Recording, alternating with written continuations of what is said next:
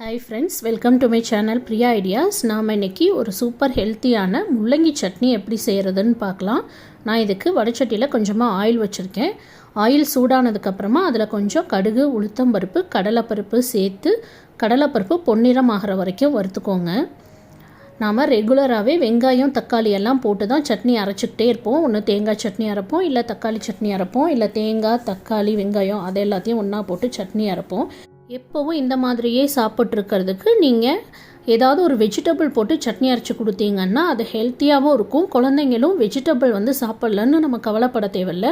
அது இந்த சட்னியெல்லாம் நீங்கள் சாதத்தோடு போட்டு பிசைஞ்சு சாப்பிட்டாலுமே ரொம்ப நல்லாயிருக்கும்.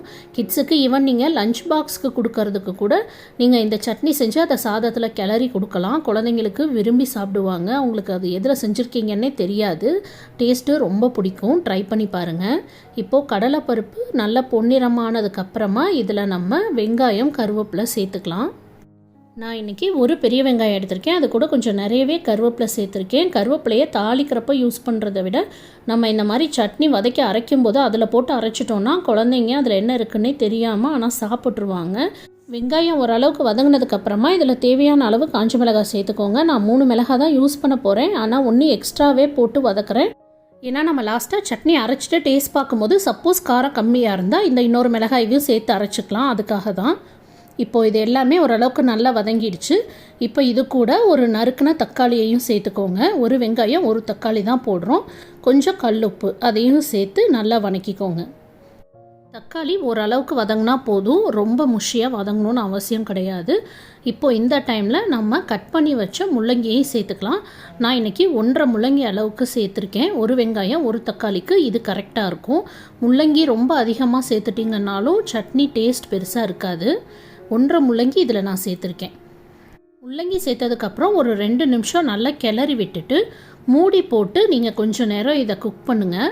அதாவது அந்த பச்சை வாசனையெல்லாம் போய் முள்ளங்கி கொஞ்சம் நல்லா வதங்கி வந்துடும். தண்ணியெல்லாம் சேர்க்க வேண்டாம். மூடி போட்டு சிம்மில் வச்சு கொஞ்சம் நேரம் விட்டுருங்க.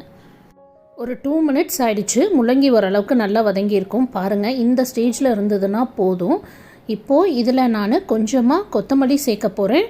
ஒரே ஒரு சின்ன பீஸ் அளவுக்கு கீர்ன தேங்காய் அதையும் சேர்த்துக்க போகிறேன். தேங்காய் நிறைய சேர்க்காதீங்க, அப்போவும் இந்த சட்னியோட டேஸ்ட்டு, கன்சிஸ்டன்சி எல்லாமே மாறிடும். பாருங்கள், நான் ரொம்ப கொஞ்சமாக தான் சேர்த்துருக்கேன். ப்ளஸ் கொஞ்சம் கொத்தமல்லி போட்டுட்டு நம்ம அடுப்பை அணைச்சிடலாம். இதில் சிலர் புதினாலாம் கூட போடுவாங்க. அந்த புதினா டேஸ்ட் ஒரு சிலருக்கு சட்னியில் பிடிக்காது. உங்களுக்கு வேணும்னா கொஞ்சமாக புதினா இலை கூட போட்டுக்கோங்க. நான் இன்றைக்கி மல்லித்தலை மட்டும்தான் போட போகிறேன். அவ்வளோதான். இப்போ இதை ஒரு பிளேட்டில் போட்டு ஆற வச்சுட்டு ஒரு மிக்ஸி ஜாருக்கு ட்ரான்ஸ்ஃபர் பண்ணி அரைச்சி எடுத்துகிட்டு வந்துடலாம். நான் இந்த அளவுக்கு அரைச்சி எடுத்துகிட்டு வந்துட்டேன். இப்போ இதில் ஆயிலில் கொஞ்சமாக கடுகு, உளுத்தம்பருப்பு, கருவேப்பிலை, ஒரு வரமிளகாய் தாளித்து கொட்டிடலாம். அவ்வளோதான். சூப்பர் டேஸ்டியான சட்னி ரெடி ஆகிடுச்சு. இது ரைஸ் கூட போட்டு சாப்பிட்றதுக்கும் இட்லி தோசையோடு வச்சு சாப்பிட்றதுக்கும் ரொம்ப நல்லாயிருக்கும். ட்ரை பண்ணி பார்த்துட்டு எப்படி இருந்ததுன்னு சொல்லுங்கள். ப்ளஸ் நீங்கள் எந்த வெஜிடபிள்லாம் சட்னி செய்வீங்கிறதையும் கமெண்ட்ஸில் மென்ஷன் பண்ணுங்கள். இதே மாதிரி இனி நிறைய ஹெல்த்தி ரெசிபீஸ்க்கு பிரியா ஐடியாஸை லைக் பண்ணுங்கள், சப்ஸ்கிரைப் பண்ணுங்கள், ஷேர் பண்ணுங்கள்.